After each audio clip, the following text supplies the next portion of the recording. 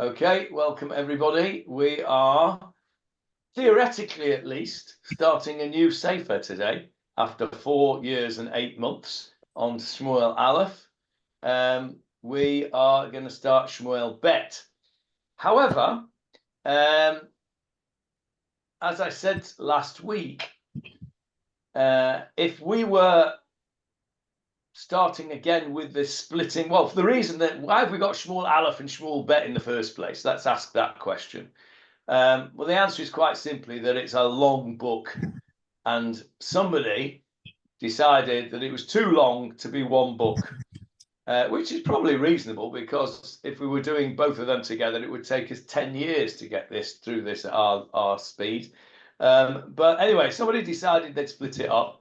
And the splitting was done sort of at the time of the Septuagint, not by Jewish splitters, not by Jewish editors. It was non-Jewish editors, Greek editors decided to split it here.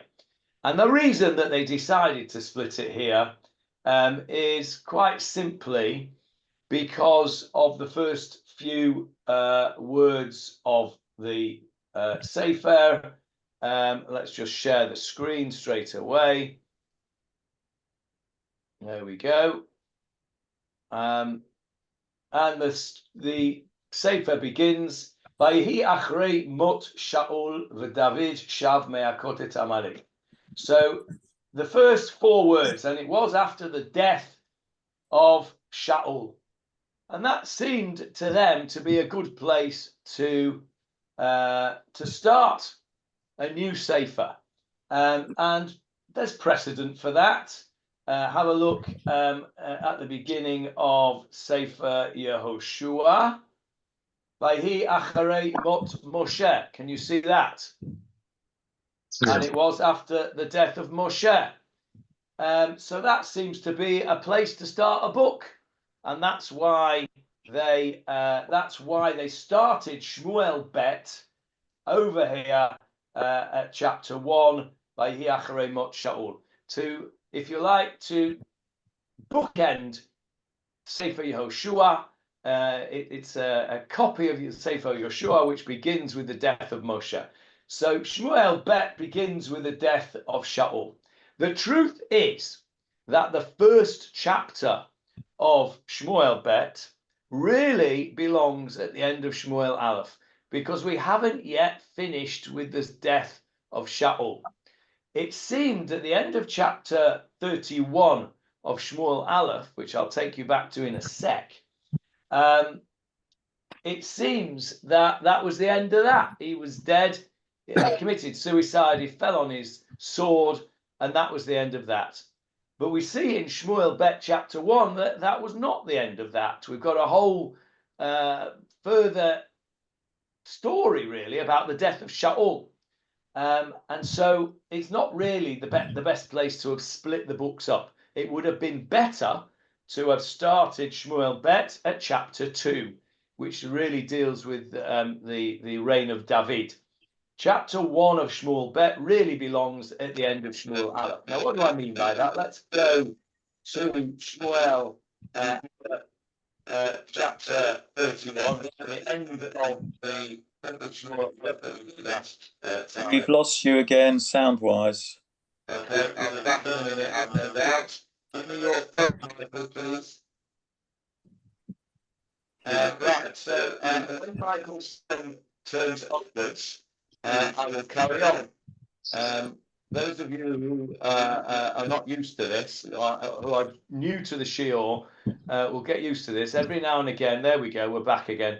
Every now and again, for some reason, I disappear into Dalek mode for about 20 seconds, and Michael Krause's thumb has to let me know when it's back again. So there's something for the newcomers to get used to. Right, here we are on the screen, chapter 31.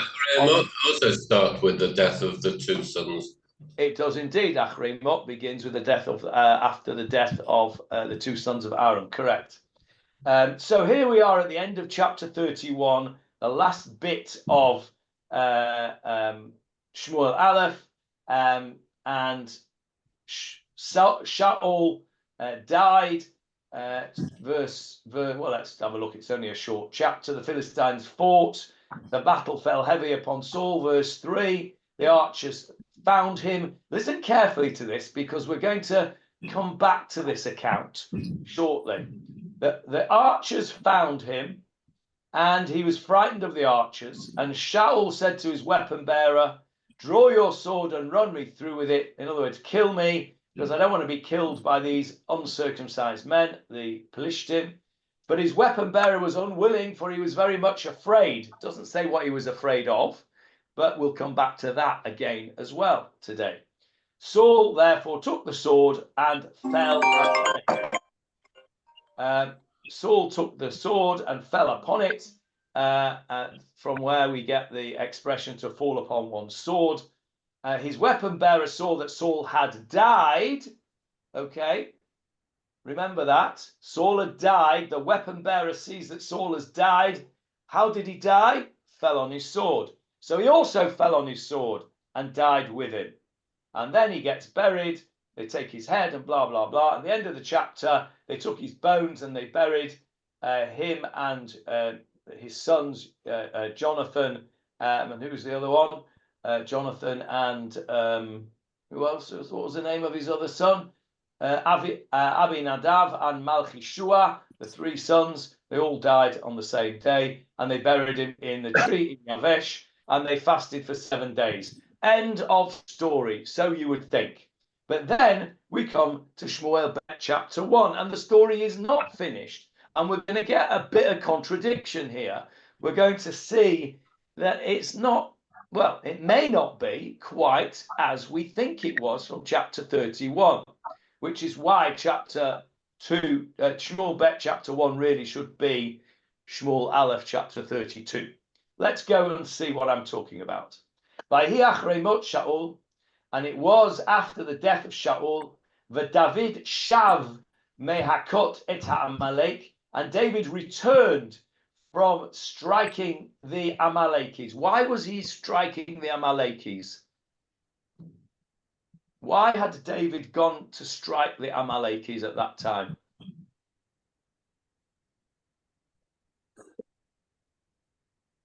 The Amalekis there to fight Shaul also? Say that again, Hannah, sorry? Weren't the Amalekis there to fight Shaul too?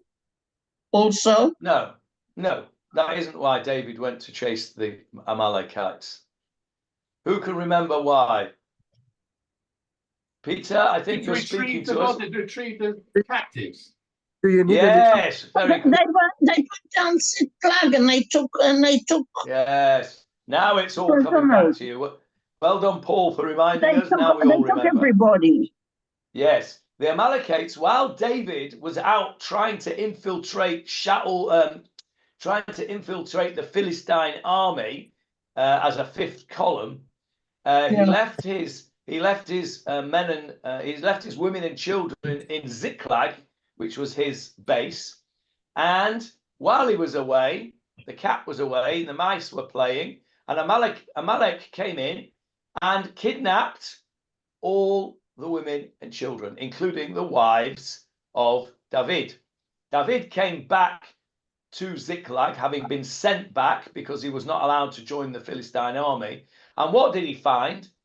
Well, what didn't he find? He didn't find the women and children that had all been kidnapped. So off he went to the Amalekites, smote them, rescued the hostages, and brought them back safe and sound. Halavai, that should happen with us. So that's where he had been. And so we're setting the scene here after Saul's death and after David had returned from smiting the Amalekites. Vayeshev David bet Ziklag. David settled down there in Ziklag, but not for very long. Yamim Shnayim. 2 days. He didn't get much of a rest. 2 days. Vayehi vayom hashlishi, and it was on the 3rd day. V'hinei ish ba min hamachaneh me'im Shaul. A man came from Shaul's camp. Uvegadav kruim. and his garments were torn. Va'adama al rosho, and there was earth upon his head. Okay. Vayihi b'vo'o el David, and when he came to David, vayipol arza, he fell to the ground, vayishtachu, and he bowed down to David. Right, there's loads in this pasuk. What's going on here? Vayihi bayom hashlishi, first of all, and it was on the third day. What does that remind you of? After the battle. What does that remind you of?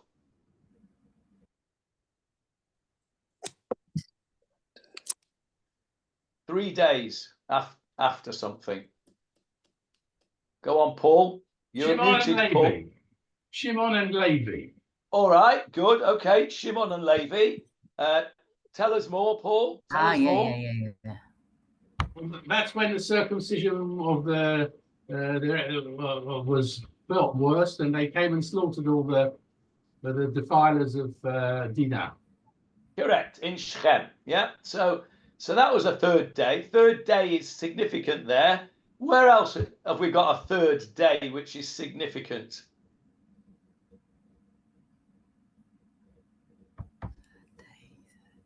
Earlier, after Abraham had his milah. Yeah. Okay, all right. The After angels. Abraham had his milah, very good. On the third day, Kachom Hayom, in the heat of the day, circumcision seems to be the theme here. After Abraham had his. We're waiting for a Brit today. Are you right? Oh, Bashar Tova. Okay, that's why it's on your mind. Okay, I understand now. Right. So, How many days at Sinai after we got to Mount Sinai? We also okay, very good, excellent. Refidim after 3 days. Yes, very good. After Refidim, we started to moan about water after 3 days without water. 3 days is significant. Go on, you still haven't got the one which I thought of. You're right. All of you are right on all of those things, but none of you have got the one that I'm thinking of. David Marks is Esther and Mordecai, she tells the people to fast for 3 days. Okay, Esther tells them to fast for 3 days. That's another one. It's still not the one that I'm thinking of. Who can read my mind? David Marks usually good at reading my mind. Okay, I'll take it. I'll give you a clue. It's in between. No, it isn't. It's after both of the examples that Paul gave us. The Akedah. The Akedah, 3 days as well. Yes. 3 days journey into. That wasn't what I was thinking of either. But yes, that's another 3. Isn't it amazing how 3 days is such an important figure here? Okay, I'll tell you the one I was thinking of, because it's no better or worse than any of the ones that you've come up with. I was thinking of Vayugad Lemelech Mitzrayim. That the Bnei Israel said they wanted to go into the desert for 3 days to serve Hashem, and off they went. And after 3 days, Vayugad Lemelech Mitzrayim ki barach ha'am, and it was told to the king of Egypt after 3 days that the people had scarpered. And then if he went searching after them, that was the one I was thinking of. But you've all come up with very good examples of third day. The third day is very significant here. So Vayhi bayom hashlishi, and it was on the third day. It seems that the third day is some kind of completion idea. After 3 days, I'm not waiting any longer. I'm running after the Bnei Israel. After 3 days, the angels come. After 3 days, after 3 days, what were the other ones that you mentioned, Paul? Abraham's bris milah, the angels came, and the other one was Shechem. After 3 days, they didn't wait any longer. They went in and all those things. So 3 days is important. And then this man comes, min hamachaneh me'im Shaul. He came from the camp, from with Shaul. Okay, which camp did he come from? Shaul's camp. Well, you would think so, wouldn't you? Because it says min hamachaneh me'im Shaul. But we'll see in a moment that actually that's not the truth. That's not the case. So we perhaps need to come back to that bit. Next bit. Uvagadav kruim, and his garments were torn. What is that a sign of? Torn Mourning. garments. Shiva. Mourning. A sign of Mourning. A mourning. sign of mourning. Okay, give me some examples where we have tearing garments as a sign of mourning. Yaakov, when Joseph was kidnapped, but was Very sent- good. Oh, very good. And which parsha is that in? Oh, you're asking me now. The Kate? No, a bit before that. It's in Uh, Vayeshev. There it is on the screen for you. Vayeshev. Yeah. Vayeshev. Vayikra Yaakov simlotav. And Jacob tore his garments. Vayasem sak b'matznav. He put on sackcloth on his loins. Vayitabel al bano yamim rabim. And he mourned for his son many days. So renting the garments is a sign of mourning. Give me another example, please. And when Yaakov died, they rent the garments, didn't they? In Egypt. Probably. They cried and mourned. I don't know if they rent their garments. I can't remember. David might be able to tell us. It doesn't ring a bell, to be honest. But this is a clue that I've given you here. Vayasem sak b'matnav. Give me another example of somebody who rents his garments. When Moses died. Who rents his garments and then puts sackcloth on. Mordecai. Very good. There it is on the screen for you. Chapter 4 of Esther. Mordechai yadait kol asher na'asa. And Mordechai found out what had happened, the decree of Haman. Vayikra Mordechai et begadav vayilbash sak va'efer. And he put on sackcloth and ashes. Okay, so we know that from these places that tearing your garments is a sign of mourning. Now then, back to our chapter. A man came from the camp and his clothes were rent. That doesn't mean he'd rented them from Mospros. That means he'd torn them, as in, Michael doesn't like that one. Okay, we'll move on then. Okay, his clothes were torn, and there was earth on his head. Adama al Rosho. What's that signify? Ashley. What does earth on his head signify? Mourning. Maybe he'd been Yes. hiding. All right, maybe he'd been hiding. All right, what did you say, Hannah? I said also mourning because you said that when Mordecai put ashes on his head. Okay, I did say that. There it is, and I said it deliberately. And I said afer, which is ashes. And what is connected with ashes? Afer ve afar, dust and ashes. Yeah, afar is another word for Adama. You are right, Hannah. Putting dirt on your head is a sign of mourning. Where do you know that from? Because this is ashes. You don't know it from here. This is ashes. By the way, when do we put ashes on our head? Tisha As a B'Av. sign of mourning. Tisha B'Av, the Suda Mafseket. We sit there with ashes on our head, don't we? But that's ashes and not earth. So it's an indication. But there is a place in Tanakh that tells us explicitly that putting earth on your head is a sign of mourning. Anybody know where that is? We have done it together about 10 years ago. I'm surprised you can't remember it. Having said that, you couldn't remember the end of Shaul, which was only last week. So maybe I shouldn't be surprised you can't remember it from 10 years ago. It's an age-related thing. Oh, is that what it is? Okay. I'll put you out of your misery because you'll not get this. It's in Yehoshua chapter 7. There we go. This is after the debacle at Ai.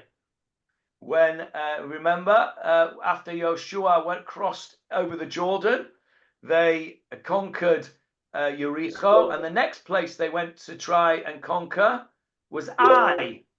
And the first time they tried it, they failed. Why did they fail? Somebody taken the treasures.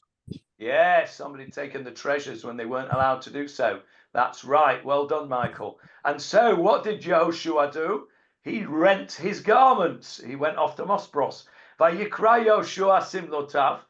Yehoshua tore his garments. Vayipol al panav artsa. And he fell onto the ground on his lifnei al panav, on his face. He fell on his face.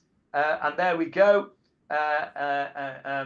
Lifnei Aaron Hashem ad ha'arev, hu v'ziknei Yisrael, him and the elders of Israel, v'ya'alu afar, not afer, afar al rosham, and they put dust or earth on their heads as a sign of mourning. So you're right, Hannah.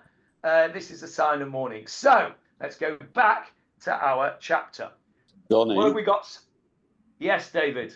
there actually was a more recent occurrence that we did in Shmuel Aleph. Have a look at the note in Koren on page 41, where we have a similar pasuk, chapter 4, verse 12. Okay, let me just get that up on the screen for a everyone messenger first. coming with rent garments and earth on his head. Okay, let's go on to Shmuel Aleph chapter 4. Which pasuk? 12.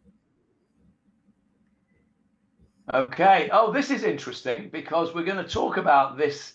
This is the battle with the Philistines where the sons of Chophni and Pinchas died. Sorry, the sons of Eli, Chophni and Pinchas died. And we're going to come back to this chapter actually later on in our chapter. Maybe not today, maybe not today. Depends how quick we go. So it's interesting that you brought that chapter up, David. But let's have a look what you're talking about here. Exactly the same idea. You're right. I had not noticed this. Vayarot ish binyamin mehamaracha, and a man of Benjamin ran away from the battle. Vayavo Shiloh, and he came to Shiloh. Vayomahu, on that day, umadav kruim, and his garments were torn, va'adama al rosho, and earth was on his head. Exactly the same. Thank you for that. We'll come back to that comparison in a minute. Have a look at the note in Koren on page 41. Okay, I'll read it out to everybody. That just so you know what we're talking about when he says the Koren. David is talking about this book here, the Koren Tanakh of the Land of Israel. Absolutely beautiful book, beautifully put together with lots of interesting information, beautiful pictures as well, beautifully printed, to be recommended, especially if somebody buys it you as a present. Okay, so it says here, mourning customs. The text states that the Benjaminite who escaped to Shiloh from the battlefield had his uniform torn and earth upon his head. Well-known signs of mourning or grief following a calamity. These practices are mentioned in many other places in Tanakh, such as Joshua 7:6, which is the one I've just quoted to you. Shmuel Aleph chapter 2. No, beg your pardon, Shmuel Bet, which is our passage that we're in. And then he gives a whole bunch of other places where it is. And then he compares Esther, where we said...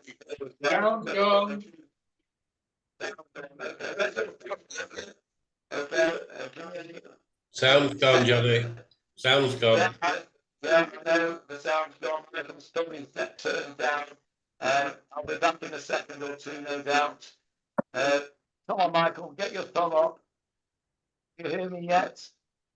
No? Yes? No? Avril's thumbs up, Michael's a thumbs up. Okay, right. So he says he quotes all the psukim that we've quoted, plus a couple of extra ones. He quotes Mordechai where they put sackcloth and ashes. And then he writes this, later these practices are seen not just with regard to actual mourning of a death, but also become symbolic of penitential supplication. So that means when, like Tisha B'Av. Thus in Nehemiah, for example, we see the entire people involved with fasting and sackcloth as a sign of their repentance followed by, and they confessed their sins and iniquities of their forefathers. Ancient Near Eastern texts indicate that these mourning customs were common. In a Baal myth from Ugarit, the great god El, upon hearing of Baal's death, puts dirt of mourning upon his head and clothes himself with a girded garment. In Egypt, at royal burials, professional female mourners would cover themselves with dust and wail. In Mesopotamia, mourners would tear their garments, wear sackcloth, and heap ashes upon themselves, among other ritualized behaviors. So it seems that this is a common thing. Thank you for pointing that out, David. And we have plenty of examples there of what this is all about. Let's go back to our chapter. So on the third day, an important day, third day has significance. A man came. We're not told who he is at this stage, but what we do know is that he is in mourning for something. And he fell in, so that's the first bit done. Vayehi b'vol David, vayipol artsa vayishtachu. What is that a sign of? He came to David, he fell on his face, and he bowed down to him. Surrendering. Him. Surrendering. But he doesn't have to Surrendering. surrender. Yeah, but he doesn't have to surrender because he's from his people. I don't understand why. Okay, you're right, Philip. He's not surrendering. He's honouring because David. He's honouring David. Yeah, where have you had that before? Where somebody falls to his ground and prostrates themselves. Avram, Avram when the three shlichim came. Avram, when the three shlichim came, when the three angels came to destroy. David with Shaul. David with Shaul, yes. Where else? Moshe and the burning bush. Not sure, possibly. What about perhaps the most famous example in the Torah of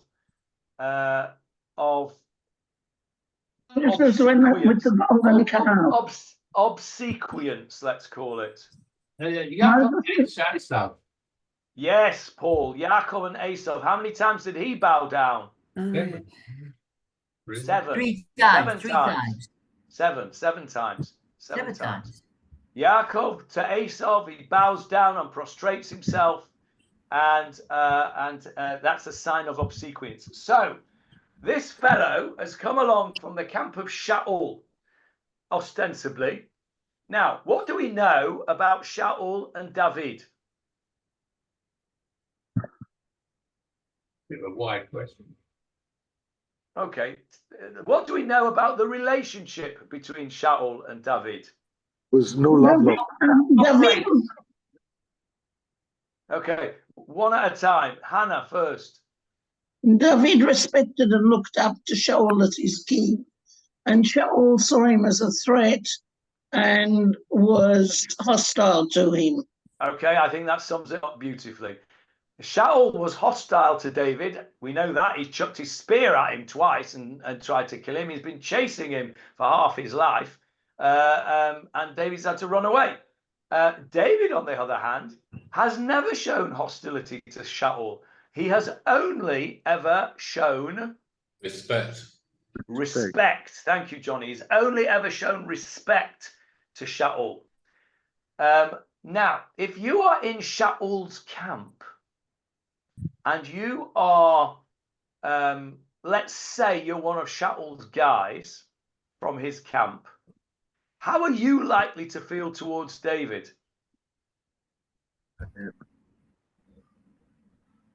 Peter? You would be suspicious of him. You certainly wouldn't be favorably on him. No, you wouldn't, would you? You'd be on, if you're in Shaul's camp, you'd view him as your master's enemy. Yeah. And you would not be obsequious to him. But that's assuming that the soldiers or his camp supported him. We saw when Shaul wanted to kill Jonathan after he ate the honey, that the soldiers stood up for him, and he said, "No, you're not going to." And Okay. we know that that the people loved David, and that Shaul killed thousands, and David killed tens of thousands. David wasn't a hated figure. David was. It's possible that the soldiers were in a bind because Shaul was their king and they had to do what he said, but it doesn't necessarily mean that they also believe the same thing. That's all very true, and I accept everything you've said, and you are right. I made an assumption. I made an assumption that this chap has come from Saul's camp. I made an assumption that Saul's camp, the chaps would be on his side. And you're absolutely right, because I was wrong to make that assumption, and we'll see that why I was wrong to make that assumption in a minute. But I was taking you down one path, like I often do, to actually show you that it's the wrong path. So I often take you down a dead end, don't I? And then I have to bring you back somewhere else. That's part of my technique, and that's what I was doing here. And you've rumbled me, Hannah. So this chap here comes, and if he's really from Shaul's camp, you wouldn't expect him to be obsequious to David. And if you were David and you have this fellow who seems to have come from Shaul's camp, and he is being obsequious to you, you would be a bit suspicious of him. You would be suspicious of him because you would think that maybe he is actually come to kill him, and he's just trying to lure him into a false sense of security. Anyway. Except the king is dead, long live the king. Why are you assuming? Wait a minute, wait, 1 second, Hannah, 1 second, Hannah, 1 second. Let me deal with Paul's question first. Excuse me, Paul, we don't know the king's dead yet. Read in the previous chapter. He hasn't told him yet. He hasn't told him. I'm still on verse 2. When he prostrates himself, David doesn't know that Saul's dead. No, but that's why the guy wasn't treating him as being his enemy. Fair enough. Fair enough. You know, he's a fair weather friend, isn't he? He's going with whoever's the boss. But I'm talking about from David's perspective. Sorry. You see a chap come from Shaul's camp, and he's prostrating himself in front of you. He's either defected from Shaul's camp, or he's a Trojan horse. You're going to be a bit wary if you're David. David's not stupid. He also knows that Shaul has been chasing him for all the time. And so David asks the question. He asks the question. By the way, let's just go back to where did we see it before? I think it was Yehoshua.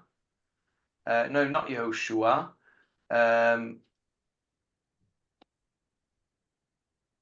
It was Shmuel, the Shiloh fellow. Here we go. Where was that? That was over here. In chapter 4, the one that David pointed out to us. Where was it? Verse 12. That's not it. Of chapter 4, wasn't it? There it is. Okay. Look what happens. In the one that David pointed out, I've only just noticed this. Umadav kruim, and that is translated as with his garments torn. What does madav mean? Uniform. His uniform. His uniform. So he had his uniform on.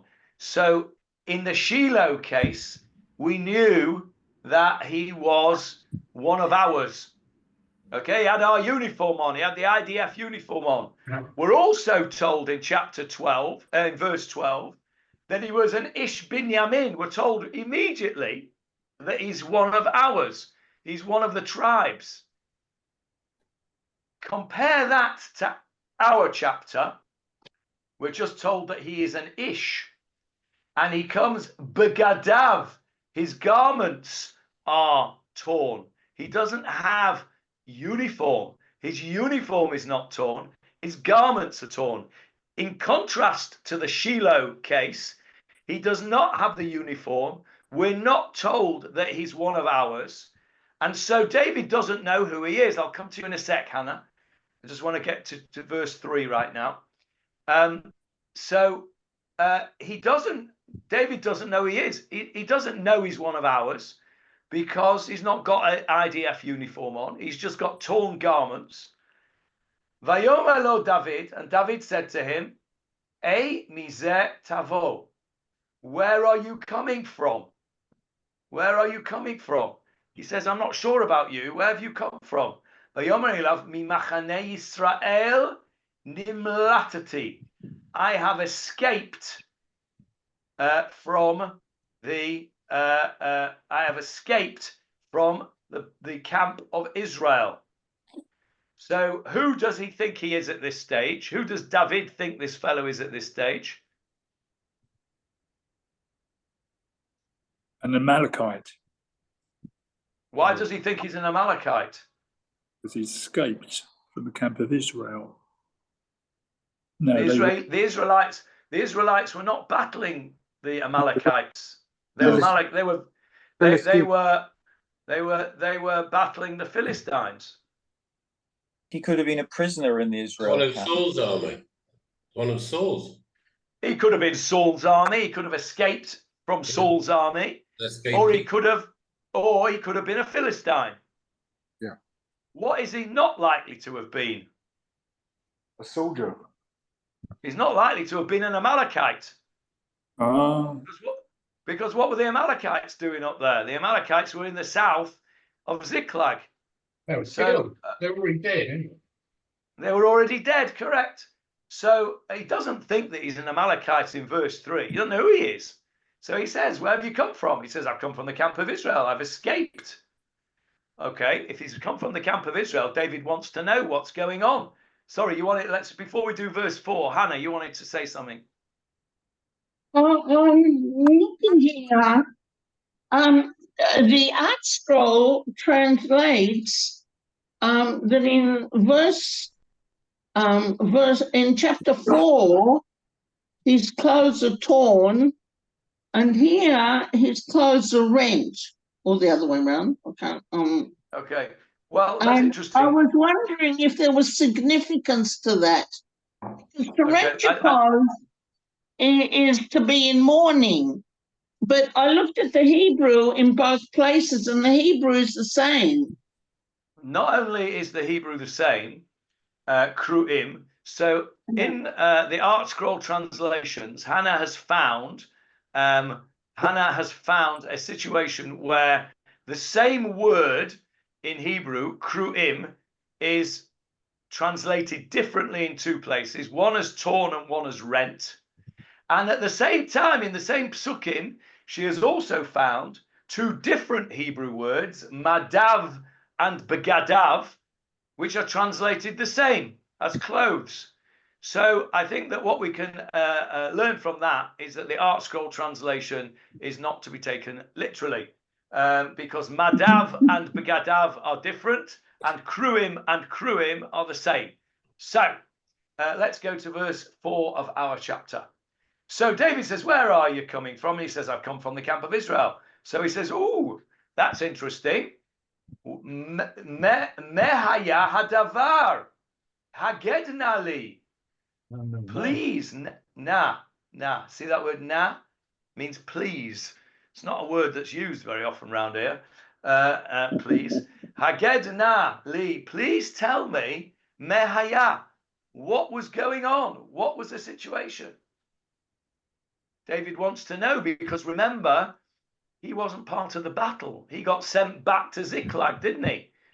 By Achish. Was it Achish who sent him back? The king, anyway, of one of the kings, one of the Philistine leaders, sent him back because the officers wouldn't have him in the army. So he doesn't know what's gone on. He's not going to get good news, is he? Vayomer, and the chap said to him, Vayomer ashenas ha'am min malchama. The people have fled. Remember, we had this word and we spoke about it last week. Nas means to flee. Vayanusu mi panecha. We sang it yesterday when we put the Sefer Torah back. Ashenas ha'am, the people have fled min milchama They've fled from the war. V'gam harbe nafal. Many people have fallen, meaning have died. Nafal means to fall in battle. Many have fallen in battle, min ha'am, of the people. Vayamutu, and they've died. V'gam Shaul v'Yonatan beno metu. And Shaul and his son Jonathan have died. So this is a big shock to David. He's not expecting this. But let's look at the hierarchy of what has been told here. First of all, he tells David that the people fled. Okay? That means they have not succeeded in their battle aims. They had to flee. Okay, that's bad enough, right? They had to flee. But what if they fled without casualties? Okay, well, then you could live to fight another battle. You could regroup and eventually attack again. But so that's bad, but it's not fatal. Next, he says, "V'gam harbe nafal min ha'am vayamutu," and there were many casualties. Many casualties. That's terrible. Not only did they have to flee, they didn't succeed in fleeing for their lives. Many of them were cut down and died. That's terrible. But at least the leader might still be in place. The leader's still in place. There's a chance we can regroup and fight another battle. And then finally, he says, which is the worst news of all, Shaul has died. And not only that, his heir, his son and heir, Jonathan, has also died. Now, that's going to be particularly painful to David, is it not? Because Jonathan was his friend. Best friend. My best friend.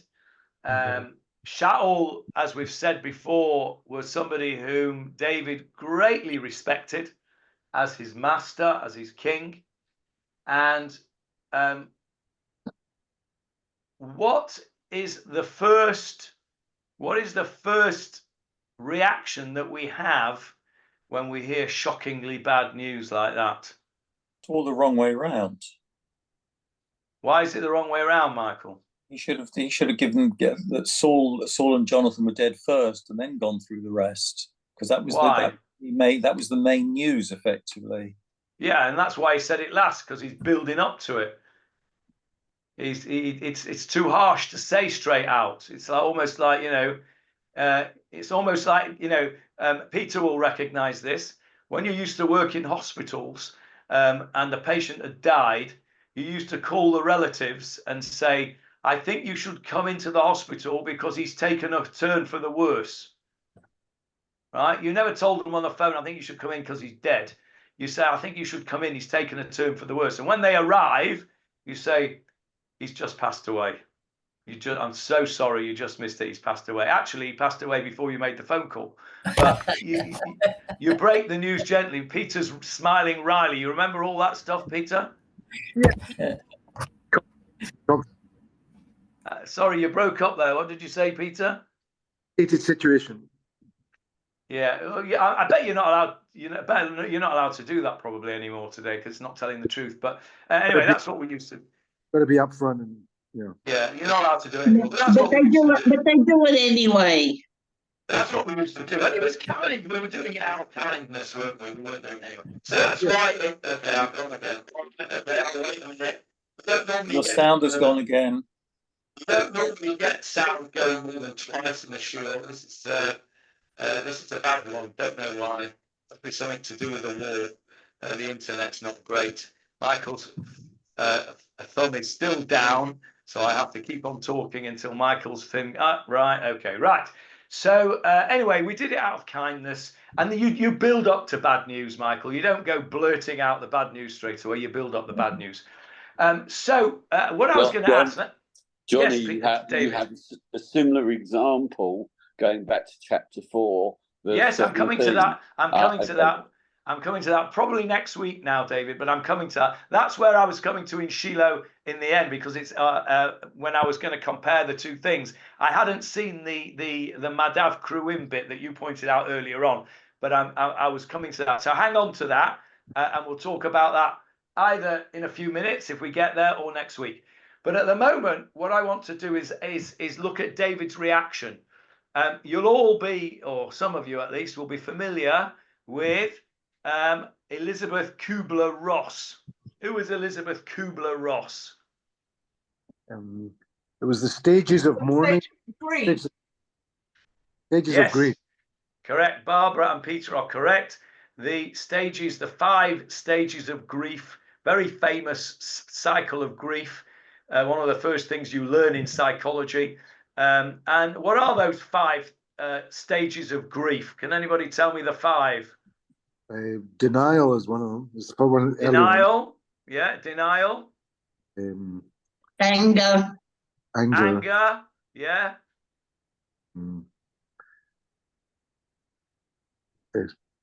Sadness. Shock. Sadness. Shock. Yeah. Sadness we'll call depression, Peter, okay? Acceptance. Acceptance is one you've missed out. Remorse. Not remorse. Bargaining. Bargaining. Yeah. Okay. Yeah. So in the classic, it's denial, anger, bargaining, depression, acceptance. That was the classic grief cycle. Elizabeth Kubler-Ross later on modified it and refined it, and it's clear that people move. It's a fluid thing. People move from one to the other. It doesn't necessarily that you can get stuck in one. You can get stuck in one, but you can move from one and you think you've moved on, and then the patient can go, or the person can go back into a different phase. But one of the first... That's a question. Can you skip stages? Yes, you can skip stages as well. Yeah, for sure.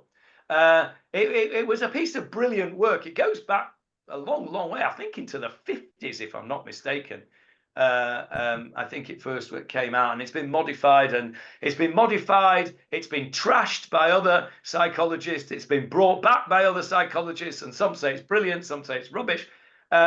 I think it's brilliant. I think it's phenomenal. I did a shiur once a few years ago on Eicha, on Tisha B'Av itself, and it was basically a shiur based on Eicha as an example of the Elizabeth Kubler-Ross cycle of grief. But it was before COVID, so it wasn't recorded. So I can't send you a recording of it. I'll have to do it again next year. Anyway, so what does David do in verse 5? Yeah. Trying to deny it, I guess. Yes, it's denial. When somebody tells you bad news, you would say words to the effect of, I don't believe you. Yeah. You're joking, right? You've all said that, right? When somebody tells you something, whatever it might be, you'll say, let's not make it personal. The shekel has dropped in value, or the pound has dropped in value by 50%. You're going to say, I don't believe it. You're joking, right? That is what David is saying here. David said to the V'yomer David el Na'ar, he says to the youth, Hamagidlo, who had told him, Eich yadata, ki meit Shaul v'Yonatan b'no. How do you know? I don't believe you. Prove it. Yeah. Prove it. David it's a was denial. on bad relations with Shaul. Say that again. David was on bad relations with Shaul. No, he wasn't. He wasn't, Morris.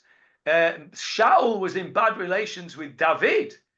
But as we said earlier on, just before you joined, actually, David has had nothing but respect for Shaul. David has never attacked Shaul. David had 2 opportunities, did he not, to kill Shaul. He cornered him on 2 occasions. And all he did was say, leave me alone. I respect you. You're my king. So David was not in bad relations with Shaul. You would be right to say that Shaul was in bad relations to David, but not the other way around. David is in shock here. He's denying it. I suppose the shock bit is part of the denial, isn't it? He says, "How do you know? I don't believe you. You're joking." He told you that everyone had fled, didn't he? Sorry, Johnny? He told him that everyone had fled. Yeah, this is bad news, and he doesn't believe it. And so he says, as Peter said, prove it, as it were. Verse 6, Vayomar now, Hamagidlo. Don't know why it keeps on saying Hamagidlo. Which other now would it be other than the one who was told him? But anyway, the youth who told him said, Nikro Nikreti Bahar Hagilboa. I happened to be on Mount Gilboa. I happened to be by chance, right? Well, what modern Hebrew expression do you have that's similar to that? Makore. Makore, yeah. What's going on? Something a bit more close to that, even. You might say to somebody, "Are you going to Ramat Bet Shemesh today?" B'mikre. Hey, B'mikre means by any chance. Yeah, in English we'd say, "Are you by any chance going to so and so? If so, can you give me a lift or what have you?" So b'mikre means by chance. So where do we have that expression in the Torah, which is connected with one of my favorite mitzvot not to do? Go on, who can read my mind? One of my favorite mitzvot not to do has that word in it.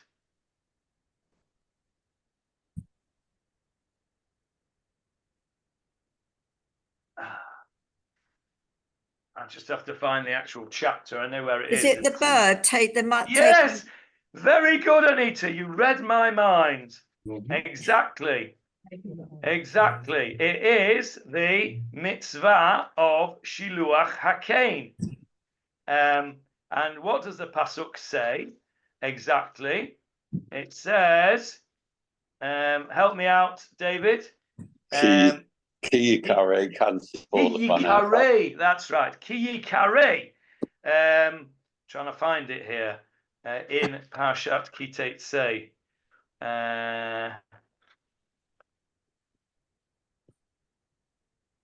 Where is it? Here we go. Ki yikare kantzipor. It's chapter 17. No, it's not. Chapter 22, verse 6. Let me get it up on the screen for you. This is my favorite mitzvah not to do. Well done. How did you know that Anita?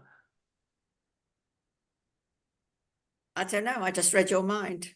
Yeah, there's a lot of that going on recently. David Bernstein did it 4 times yesterday. Read my mind. There we go. Ki yikare kansipor. If you, well, he's nicely translated here. If a bird's nest chances before you on the road, which means if you happen to come across a bird's nest, right, and you want the eggs, or you need the eggs, then you can take them as long as you shoo the mother bird away. What doesn't it mean, Anita? Sorry? What doesn't it mean?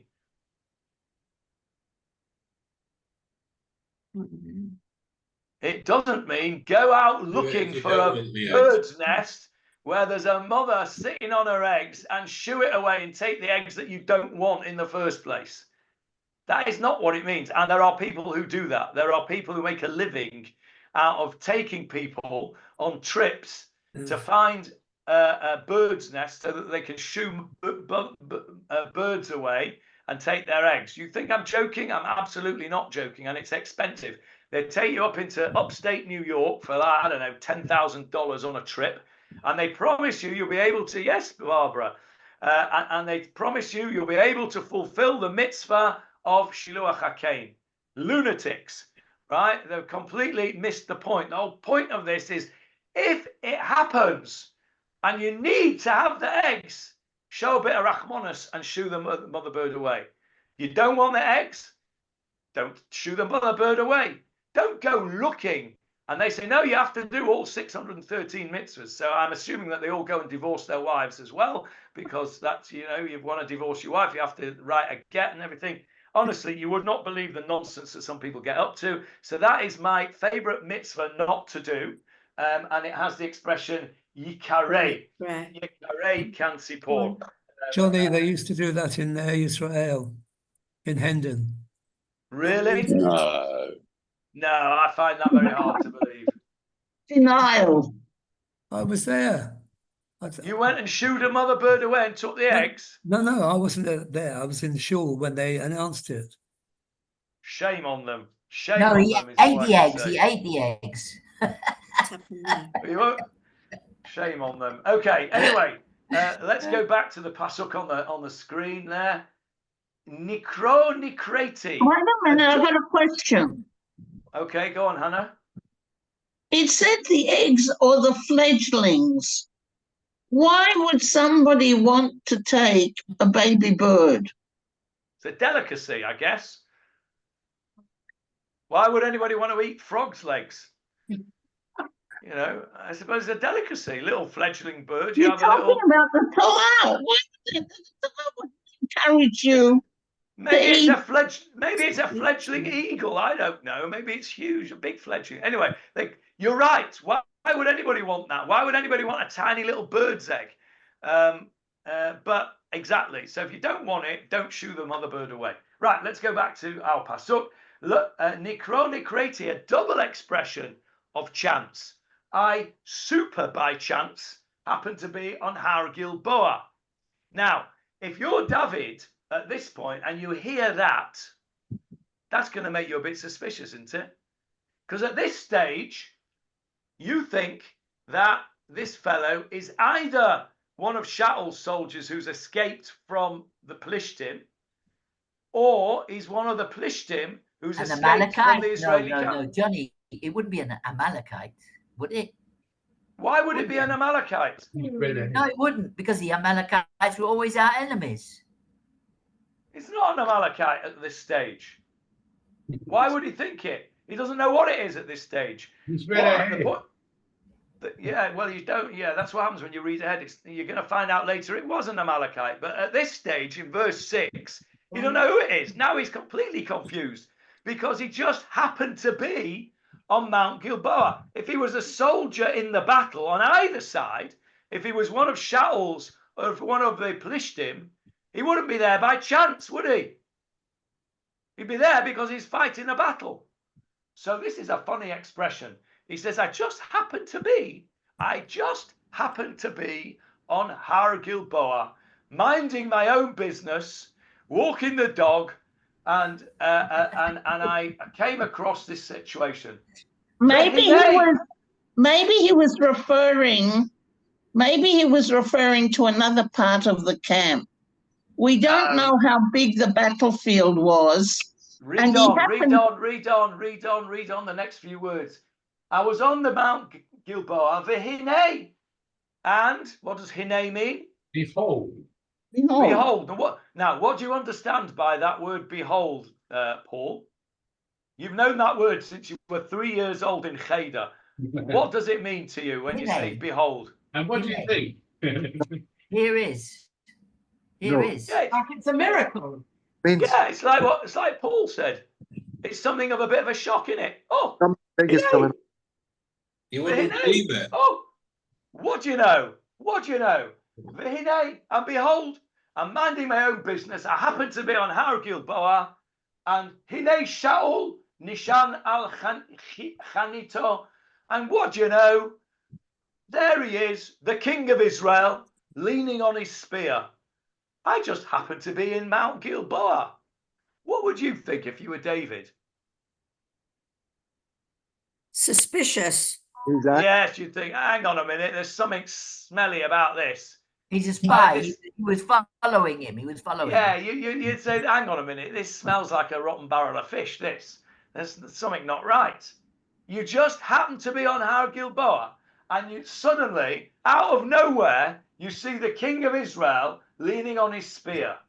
V'hinei harechev, and the chariots, Ubale Parashim, and the cavalry, the riders, hid bikuhu. Had that word before. What's the root of that word? Hid bikuhu. Devek. Devek. They stuck to him, and they'd caught him up. So the youth says to David. Yeah, okay. He's talking obviously about the Plishtim's cavalry, because that's who they were battling. So he says to David, I happened to be on Har Gilboa, and what do you know? King Saul was there, leaning on his spear, and the Philistine chariots and cavalry had caught him up. Right? And I'm going to stop there because time is up. And I'm going to leave you hanging on a cliffhanger. Okay? If you don't want a spoiler, don't read on. We're going to compare this. I'll give you some homework. Have a look at the pasuk that we have just done, which is verse 6. And I want you to compare it to the last chapter we did last week, chapter 31 of Shmuel Aleph. And I want you to tell me next week the contrast. You remember that business you had to do in school? I used to hate those essays. Do you know what? I'd be good at them now, but I was rubbish at them then. But I didn't know how to do it. I didn't have the technique. I think I would do it. I think I could do it now. Got the idea at the age of 64 and 3/4 and 7/8, 11/12. But anyway, compare and contrast. I want you to compare and contrast verse 6 of Shmuel Bet Chapter 1 with chapter 31 of Shmuel Aleph. That's your homework for next week. We will carry on with the exciting story of the death of Shaul next week. But Ezrat Hashem, does anybody have any questions on what we have done today? I have one quick one. He only mentions that Jonathan was killed, not the other two brothers. That's interesting, isn't it? I noticed that too. What do you read into that, Barbara? Jonathan was the most important. The other two. Well, he was. That is true. Yeah. He was the heir to the throne. And he knew that David was more concerned about Jonathan than the others. Yeah, I think that's probably right. See, even I say that with tongue in cheek, even I had to look back to remind myself of the names of the other two brothers. I couldn't remember them. Avinadav and Malchishua, I've remembered them now, but I won't have remembered them in another 10 minutes. But I will have remembered Jonathan. Because one of those names was changed in the last chapter, if you remember. No, I don't remember. Go on, tell me. Let's go back and look at the chapter. Where is it? I've got it up on here. Hang on. There we go. There's chapter 31. Where was the name changed, David? There's a name change from chapter 31 to when we were first introduced to Shaul. Oh, I see. So one of the sons' names has been changed. Right, Avinadav and Malchishua's names, one of those was not. I think it was Malchishua's name was changed. Right, okay, I don't recall that, but I'm definitely bow to your superior knowledge. But okay, so I think the answer remains that Jonathan was the most important son. He was the heir to the throne, and as Paul said, he was David's friend. Any other comments or questions on today's shiur? We have started Shmuel Bet on a journey. Let's hope we all live long enough to finish it. Amen. Okay, let's hope for Besurot Tovot. Amen, amen. All our Chayalim and Chatufim should come back and help. Amen. Thank you. Johnny, Thank you. Thank you. Thank you.